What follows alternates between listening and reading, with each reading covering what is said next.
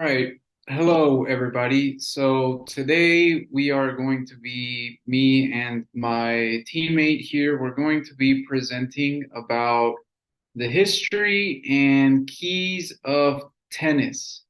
Tennis is a sport, and these are the contents of this presentation. So, number one, we're going to describe what is tennis. And then we're gonna go into the rules of it, the point system, and how pretty much you play it. And then after that, the material and the equipment that you need in order to play it, everything required to play tennis.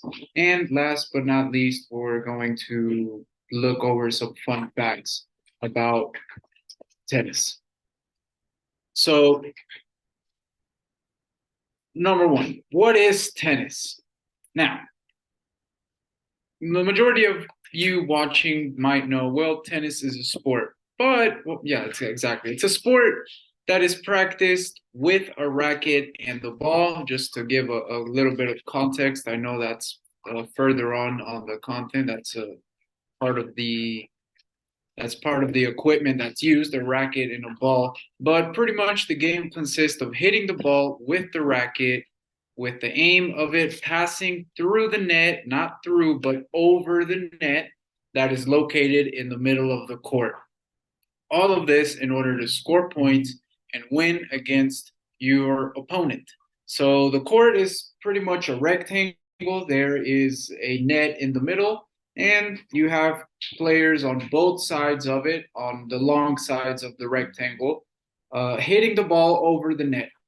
And the tennis court, professionally speaking, it can be made out of gravel, earth, or resin. So each playing field has its own pros and cons.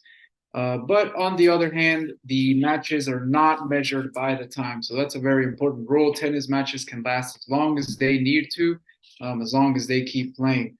So tennis also can be played individually, that is one person against another person, or it can be doubles or like in pairs, meaning two people against another two people, so four in total.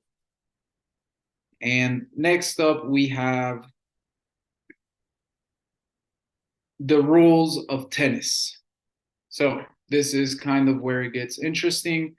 The rules of tennis go from 15 to 40 points can be scored if one of the player's ball passes to the opposite side of the net. Depending on how it passes and how it's been played, it can range from that motion. It can range from that set of points. So the most basic point you can score is going to be worth 15. Now, after two games, the players have to move to the opposite side of the court. If both players have 40 points, the deuce point must be played, which is an extra time in which one of the players could score advantage points to win. So a let means that when a serve is made and the ball hits the net, lands on the opposite side of the serve, that's a point for the person that did not serve. So if you hit the ball and you can't even make it over the net, then your opponent gets a point. So it's a little bit tricky, not so straightforward as anyone might think. Like one, it's not like basketball or baseball where it just goes up by one. It can go up from a different range of points. So you do kind of have to pay attention to it. Next, we have the equipment, material, and equipment that is used to play this sport. So, pretty much standard for everyone is a racket, like shown in the picture there. Sportswear, which is pretty much proper attire to play tennis, some good tennis shoes. That's literally why they're called tennis shoes, because they're originally were made to play tennis and they needed good grip in order to, be agile and kind of swing from side to side. You also, like, for example, women's, they're required to wear skirts, man's just kind of shorts and a polo shirt. So tennis does have kind of its own attire, and it's not really cheap if we're being honest. The tennis ball is the most obvious and main, I guess, component of the game, since without it, there will be no game. And wristbands and include from there on is just accessories that you can put on. So the modern tennis racket has its roots. It did originate from something. It was pretty much from the Jew, the palm, which a precursor of tennis played in the medieval times in France. Initially, players used to use their hands, believe it or not, to hit the ball. As they evolved, they began using gloves, so not barehanded. At least, you get a little bit of padding. And then somebody finally thought, hey, why not just add handles? And there it is. We have the creation of the racket.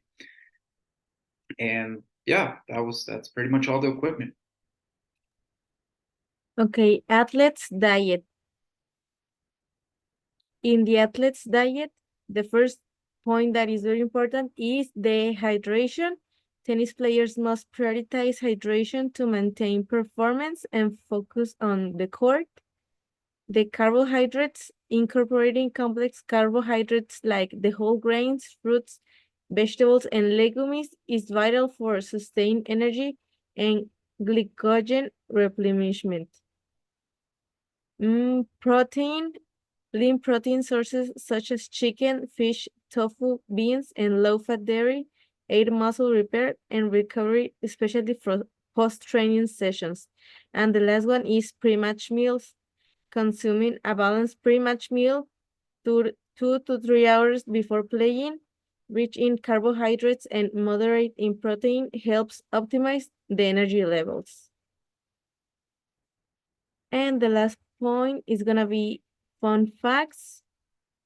And the fun facts that we have is the number one is love in tennis scoring. The term love in tennis scoring, meaning 0 or no points, is believed to have originated from the French word love, which means egg. The 0 on the scoreboard supposedly resembles an egg. The second fun fact is the longest tennis match. The longest tennis match in history took place at the 2010 Wimbledon Championship. John Isner and Nicolas Maut played for a striking 11 hours and 5 minutes over 3 days. And the last one is the fastest serve ever recorded. This one belongs to Novak Djokovic, who hit a serve at 163.7 mph during the 2020 Australian Open. Thank you.